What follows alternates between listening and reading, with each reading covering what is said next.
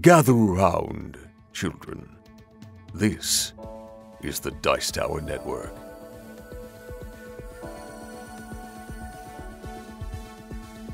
The Broken Meeple, Season 2, Episode 31, Value for Money.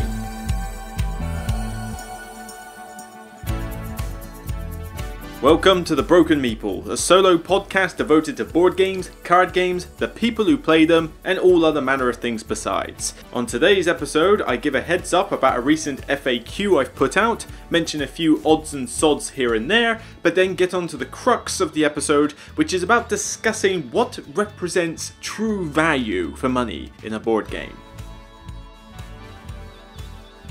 Hi everyone, I'm your host Luke Hector and this is the Broken Meeple podcast. Thank you for listening, and from what I've been hearing, a lot of you actually are listening to this. I was a little bit and as to whether this podcast was actually getting people actually listening to it, whether it was still worth carrying on, but from a recent FAQ I've put out, I've apparently been getting quite a few responses from people either saying they do listen to this podcast or they would if they knew more about it. And that's probably down to my fault more than anything else. So what I will be doing is that I will be posting the link to this podcast on all my YouTube videos, for those of you that have watched the YouTube videos and not really found out about this.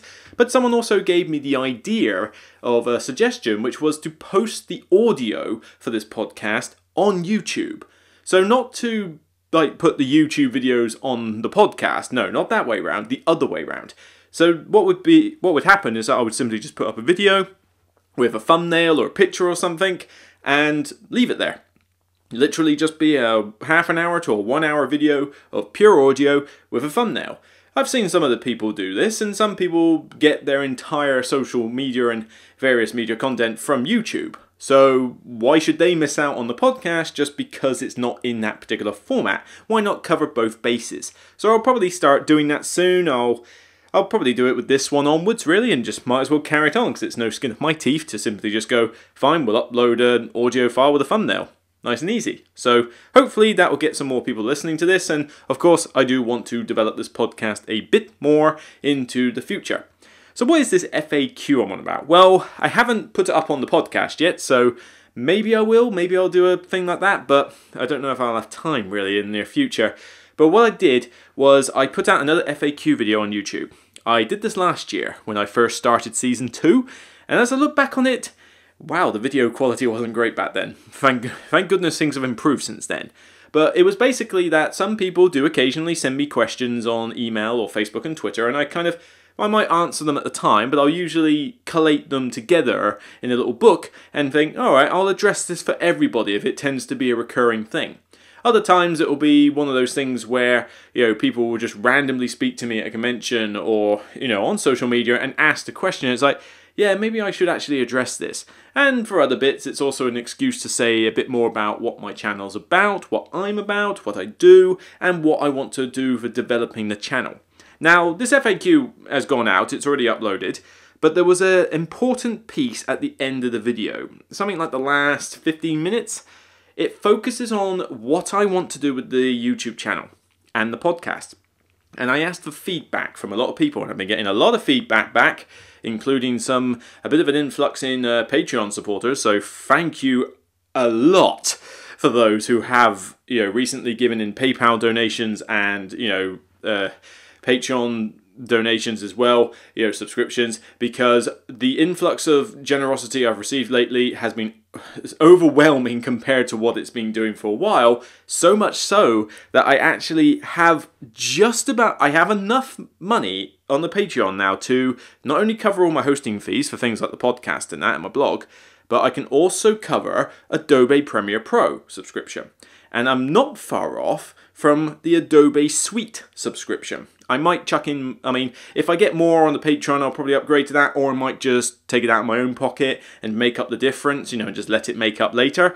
But it would be good to get the Adobe Creative Cloud Suite. So Adobe Premiere Pro, Lightroom, Photoshop I've already got, but I could do with an updated version.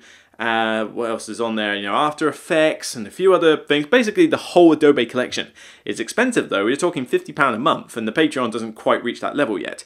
But it's certainly something I want to do because that means I can put out better audio maybe. if Audition on Adobe is better than Audacity. Maybe it's got more options that I need to know about, but it will also mainly allow me to get Adobe Premiere Pro, which means I can hopefully get some better video content out there, because as alright as Camtasia is, it's very limiting. It's really more suited to screen captures and tutorial videos. It's a bit limited on what effects I can do for the video, and it looks a bit dated when I put stuff out, in my opinion. Despite the kind feedback that people are saying, I still think it could be better. I think Adobe will have more tools and more weird things for me to do.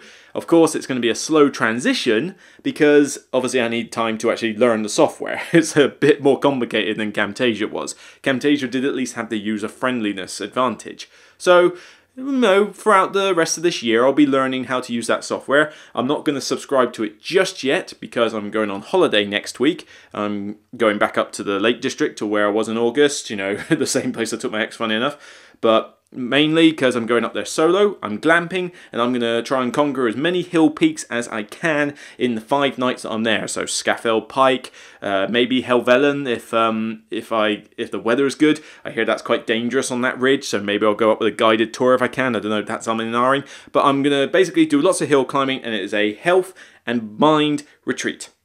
I need to get my body in shape, you know, do lots of hill climbing, and I need to clear my mind of everything blog related and everything work related and everything just general, like social and love life related. I need to wipe the slate clean and start fresh. Come back into October and just gun it. You know, really start going at it. But I feel like I need this little break. So, you know, looking forward to it, but I'll be leaving on Saturday, coming back on Thursday. There may be content going up during that time if I can get some done before then, but otherwise you may just have to accept that that's going to be a little break. But you'll at least have this podcast to listen to. So I suppose there's something. Anyway, what was I on about? Oh yes, the FAQ itself. So the feedback has asked about what I'm going to do for developing YouTube and the podcast. YouTube was more about, you know, firstly, the intros I do on the YouTube videos, those gags. They're right, but as I look back through a lot of videos, there's a lot more of them that I think, that didn't work too well, compared to ones that I thought did work well. I thought one of my best ones that I quite liked was the one I did for Brass, which was where I did the sort of Empire Strikes Back Jedi Dagobah scene with like Luke's hallucination with Darth Vader, but I put it as Martin Wallace and put the game as Brass. I thought that worked quite well, but then there were others I look at, like the Lowlands one where I tried to do the sheep tsunami thing, and that just looked weird and horrible. You know, again, Camtasia limitations. So I asked the question if, do you need those gags? I mean, do they make the video for you? Can I take them out? And originally, I thought I was going to be easy going to say, yeah, just cut them. But now more and more people are saying, nah, the gags are a good laugh. You know, they're nice, but do what you got to do. So I'm in two minds. Keep them or don't. They do take a lot of time to edit and a lot of time to think up the gag and record it. That time could be better spent on podcasts, on YouTube, and also doing other YouTube content. So still I'm in an iron about that. So I need your feedback on that, definitely. But for the rest of YouTube stuff, I obviously want to do reviews and top 10s. However, I want to focus a bit more on top 10s because with reviews, it's kind of hard to tell what review is going to be popular. And if a review doesn't get a certain amount of views, it kind of defeats the point of actually doing the review video in the first place. But some are more popular than others. With top 10s, however, they're always popular. I love top 10s. A lot of other people out there love top 10s. And so they are my most popular videos. So I want to do a lot more of them. Of course, need to do a few less reviews in order to make up the room, or I need to start streamlining how I edit and record these things. On top of that, the other thing I wanted to do was solo playthrough videos, and this is obviously going to take time. I might have to do one, slightly less of this, less top 10s or less reviews to make up for it, because I like to put out some other kind of show on here, and I tried that with Board Game Approved. And the problem with Board Game Approved was nobody wanted to watch it. This was a series I did on YouTube where I recorded myself playing app games on Steam on my PC. I thought it was a decent idea. I didn't know of anyone else who was doing it, and I thought I get to show you a Steam app, and that's great. Each video barely got like 100 and something views, and that's if they got 100 views. They were really unpopular. Nobody wanted to watch them really, so I gave up on that series. And, convention videos as well. I did the UK Games Expo. I did more video content during then. One video was popular-ish. The rest of them, again, barely 100 and something views. Nobody really cared. And this is like recording live footage of games that are the new hotness, like Century Eastern Wonders at the time and things like that. It was kind of weird. But yeah, most people just didn't want to see it. They liked my review video and preview video of the whole convention, but in terms of the live footage, they weren't particularly fussed. So the effort of doing that just didn't seem to justify it. So I probably won't be doing any more convention videos, and I probably won't be doing the Board Game Approved. Well, I definitely won't be doing the Board Game Approved. But I want to do solo playthrough videos. Now, this is not going to be rules teaching videos. Well, rules teaching to an extent, but what I want to focus on is solo modes, particularly just in games. So it's one thing to say, alright, I'm going to show you this playthrough of this game, free player, whatever. No. What I want to tackle is solo playthroughs of the solo modes in games, particularly the ones where the solo mode is unique from the rest of the game. You know, so for example, the Gallerist has a unique solo mode that's different from how the game plays. Anachrony has the Chronobot. Siphon Viticulture have the Automna, so does Gaia Project. Coffee Roaster is a solo game only, you know, and the Otis has got a variant that is solo that you can print off the net. So I want to go through solo modes in games because at the moment there doesn't seem to be a lot of content out there doing it. So it seems like there's a niche in the market for me to give it a shot. The responses to that has been overwhelmingly positive. My God, I think everybody wants me to do this. Which means I'm going to have to devote some time to it, which will impact on other things. And also I need to figure out how I'm going to do the setup, because obviously I've got to fit the lighting in this room, and we're in the UK. So all you lot in America, I envy you. I am super jealous of you, because every time I see you guys put up pictures of game rooms, you guys live in mansions compared to us in the UK. You've got, your basic room or something is like 3 times the size of most of our master bedrooms. It's ridiculous. We are packed in like sardines over here in the UK, and it impacts on how much room I have in this game room. I mean, just looking around now, I already feel cramped.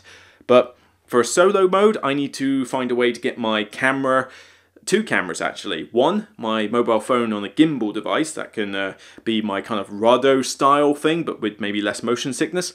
And the camera needs to be on a fixed tripod looking at the game, so I've got 2 views effectively. One of the whole game and one of me doing a close-up with the handheld thing, and have the 2 sequences like merged together like with B-roll footage. Sounds good, and I want to put it into practice. Gonna need time, so we'll see. But, you know, that's kind of what the feedback has been on that video. But if you are on my YouTube channel and you haven't seen the FAQ video back, then I urge you to, you know, let me know what the answers to some of these questions that I say on the end, you know, how to develop the channel. And of course, feedback on the podcast would be great. What do you want to hear on the podcast? Are you happy for me to just basically rant and rave about a discussion topic each week? Do you want me to include some other type of top 10 on this? Do you want me to try a different segment? Anything in particular that you would like to hear? Because at some point I'm going to have to migrate this into season 3 of the podcast. But before I decide, right, we're going to scrap this season and move on to season 3, I need to obviously have a format for season 3 that's constant from the get-go, not one that I sort of start and then suddenly, all right, I've changed everything. It needs to be certain. So I'll wait for you guys to fill me in on that.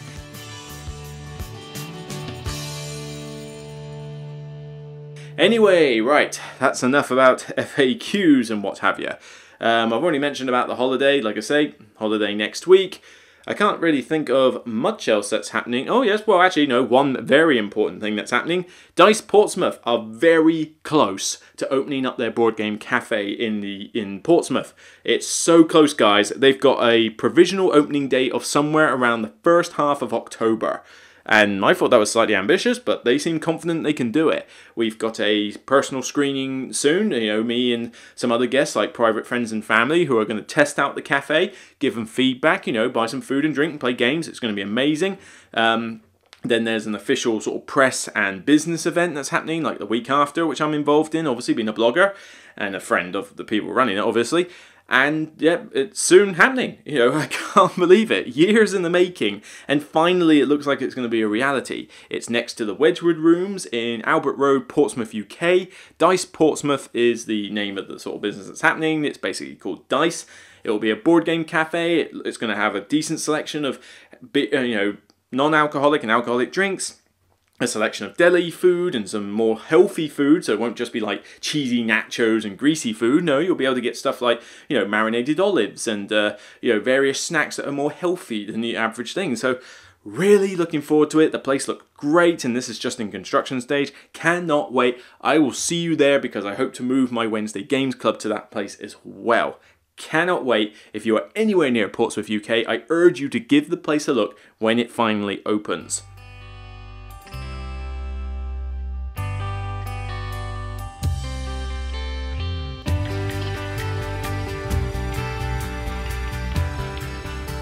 So, the crux for this episode, value for money. What exactly am I going on about here?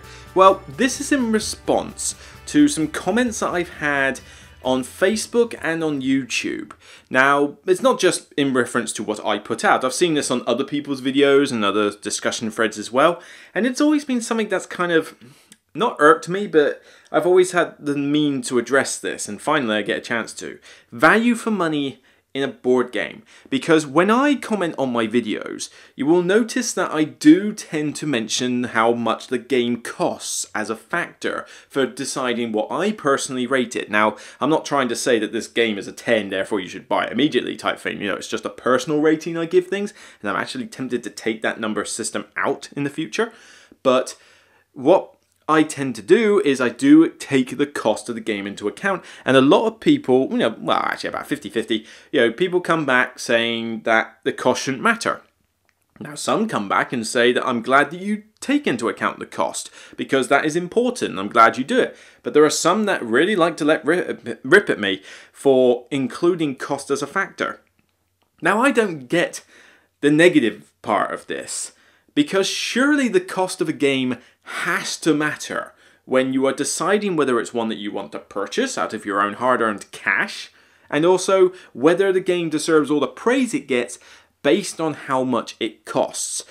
People will love things like Gloomhaven, and that will cost about £130, gives you apparently endless replay value, so you could argue that £130 is pretty good value for Gloomhaven on the basis it has never-ending content. But £130 is still a lot of money, and the component quality doesn't really justify the £130. It's more the content that justifies the £130. So when people say this is like one of the best games ever, well, I should hope it's one of the best games ever if you're going to spend £130 on a game, because that is not pocket money. So there's other occasions where in videos I've been very specific on the cost, and it does throw a spanner in the works. Like, let's have a look back at my shelf and see if I can find a really good example of like cost-effective games. Let's see. Well, actually, first starts my first Sentinels in the Multiverse, my true love of a board game. Sentinels in the Multiverse, you can buy the base set of the Enhanced Edition for £30 or less. Pretty cheap for a card game, with a lot of cards and dividers. But you get 8 heroes, you get 4 villains, you get multiple environments, you get a lot of replay value in that box. And that will set you up for a fair while with Sentinels for a relatively cheap price. You want to buy the expansions? That's your decision, but, it's not too bad with that. But then on the flip side, let's look at another game that I remember spending a lot of money on. Rising Sun. Remember the Kickstarter for that? Woo! If you wanted everything with that, you were paying in excess of £200 plus for that Kickstarter. Even if you just bought the normal Rising Sun with a bit of extras, you were probably paying a good £75 to £100 plus. It was quite a pricey Kickstarter, to be the say the least. And it is one of my favourite games. I do love Rising Sun. But even I have to admit that for that amount of money, probably didn't justify the expense. It's a great game and I love it, but it's a lot of money I spent on that, so it had better be. Now, the counter argument I get a lot is that if someone enjoys a game so much that they play it over and over again, or it's one of their favourite games, then the game automatically is value for money. It's hard to really say whether that's true or not, because it's one thing to say that for this person it's value for money, but then it might not be value for money for someone else. A classic example of this could be The Mind. Remember that? Shabakal, that whole thing of it being nominated for a Spiel des Jahres? I loathe The Mind. I hate that game with a passion. Loads of people love it though. But it is a cheap card game you can get for less than a tenner. It's like, well, like £8-9 for this card game? I mean, granted, the components kind of justify it, but even I have to say, I don't like the game at all. But it's a cheap card game that you can get for less than a tenner. You know, you can get your money's worth out of the game before you even decided you hate it. It's quite it's a cheap little thing. But then on the positive side, Sushi Go. The original Sushi Go is such a great gateway drafting game, and you can buy that for like about £7-8 for the original tin set. It's a perfect example of value for money. The amount of plays you get, how good the game is for such a cheap price. And of course, this whole thing with value for money is going to be quite subjective at the end of the day anyway, but I always do have to factor in the cost in my review videos, because sometimes the component quality doesn't measure up to the cost, or maybe the game itself doesn't measure up to the cost. Here's another really good example. Who remembers Council of 4? Council of 4 is a Cool Mini or Not game that came out and has pretty much died, as in does anybody actually play it? But, you know, I put a positive review of that up. Sort of positive. I think I gave it a 7 max. And it's a decent enough game. You're effectively on this board, on this map, connecting up cities, getting bonuses as merchants, basically. You have to get the bonus tiles in order to build in certain cities, and you're basically trying to set up a little combo engine. Now, this game can set you back in the region of £50 to £60. Possibly more, I'm not sure. Or was it about 50 to 60, I was saying.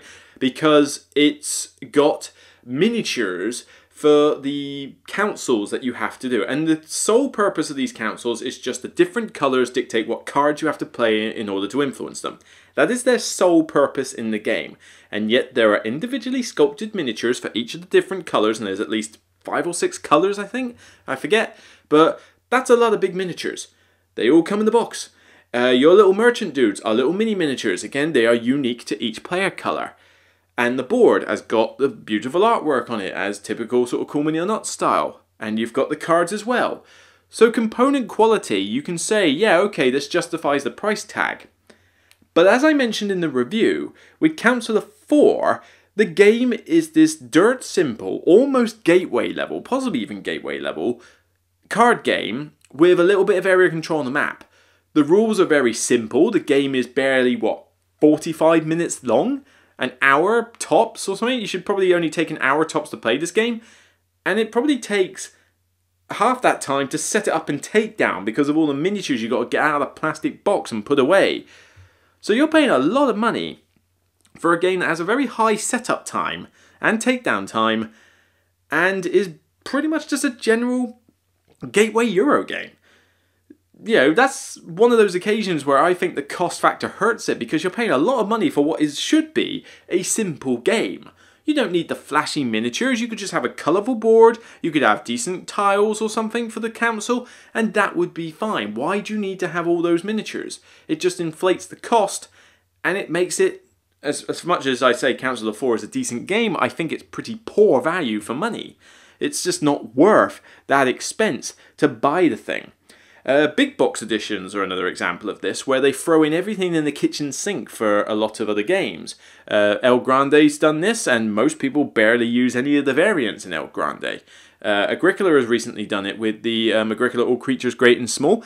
Now that's a decent value for money set. I think you pay something like £30 for it, 30-something pounds, and you get the base set as well as the 2 expansions. So you get a lot of replay value, it's not that expensive, and it's a really cool 2-player game with some decent components. Okay, that's pretty good value. But I've got to review Carson City, the big box edition, the big black box. There's a few component upgrades in there. I'm not going to say it's the Ritz in terms of component quality, but it's decent enough. But I think you're paying something like £75 for that game in the UK. £75, that's a lot of money for one game. And it does throw in an expansion, which was only a small expansion, and these various variants that you can tweak the game with. But will you use these variants? And some of the variants don't necessarily justify the extra price tag. So is £75 good value for money? Well, I'll have to find out when I actually review the game properly, which will be coming out soon, probably early October. But yeah, it's stuff like this, and I understand that it's a hard topic to discuss. But for me, it's not just simply how many plays I get out of it, because you have expectations for how many plays you should get out of it, or how much you should enjoy a game based on the cost. And there will be times where I'll think, I enjoy the game, but do I have to have spent this much money on it? Or perhaps, or you might think, I've enjoyed my time with it, but yeah, I've spent too much money on it. I've actually got a top 10 list I'm doing soon. Top 10 games I love but spent too much money on. And they're going to be games that I enjoy but have to accept that, wow, I sunk a fair bit of cash into this. Was it really necessary? Or, should I have spent it on something else? Such is the way of most hobbies. You find that you spend way more on your hobby than you actually think you do. Getting back to the whole, what games can be good value for money, some of the best examples, remember Forbidden Island and Forbidden Desert, two of the best gateway games you can drop in front of someone.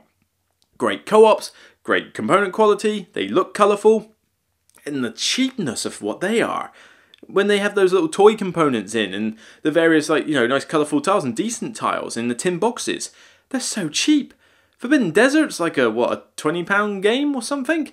And Forbidden Island, you could get that, I don't know if you can still get it for the same price, but it was like £12? Barely that or something at times. You can get it really cheap on secondhand sales, and it's a decent co-op game that you can play with the whole family easily. It's not hard to set up and take down, it's not hard to teach, it's a perfect gateway game. And for so cheap, that's barely any money at all. There's perfect value for money in that game. Whether you love the game or not, you've got to admit, you're not paying very much for a game that is definitely going to get you the plays. And there are some games I've got on my shelf which I think have been pretty poor value for money just because of how often they get played. Forbidden Stars, I paid quite a bit for that game and it doesn't get played that often, even though I do enjoy it a lot when I do play it. And usually one thing that tends to influence this is expansions, particularly the ones that just pump them out like crazy. Eldritch Horror, various LCGs, Mansions of Madness in it. Fantasy Flight, for example, they put out so much expansions that by the time you realise that you've bloated the game too much, it's like, wow, I spent a lot of money on this, didn't I? Deck builders like Dominion, Card Builder, Mystic Vale, most other deck builders, I guess, in general, just things that end up with a lot of expansions can, suck up that value for money aspect. Mystic Vale is, what I just mentioned, I love the game.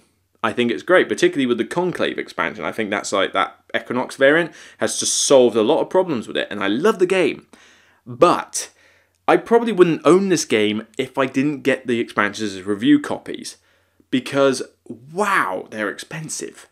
It's a good £35, I think, for the base set. You don't get that much variability in it, or that much replay value. And then the expansions are a good £20-something a piece each. And they just basically give you more of the same with maybe one or two mechanics. Conclave was like the biggest sort of change. But by the time you've expanded it to the point where the replay value is like, yes, this is a great level and it's all sorted, wow, you spent quite a lot of money on this game, didn't you? I was lucky enough that I didn't have to spend as much money on there because I was doing reviews. But for you, the personal consumer, it's a different story. If you paid for every single expansion for Mystic Vale and the big box and the base set, you've sunk a lot of cash into this game. Was it worth it? Could it have not been, could this not have been achieved with less money? So it's kind of food for thought on that one. I get the feedback both positive and negative, and to be honest, regardless, I'm going to keep mentioning the cost factor with most reviews I do. If it's a fairly balanced cost, typical, I'm not really going to care, but if something is dirt cheap for the greatness that you get, or pretty expensive for either the greatness or the lack of it that you get, I'm going to point it out. It's going to be something I'm going to do in my videos, and, that's just the way it's going to be.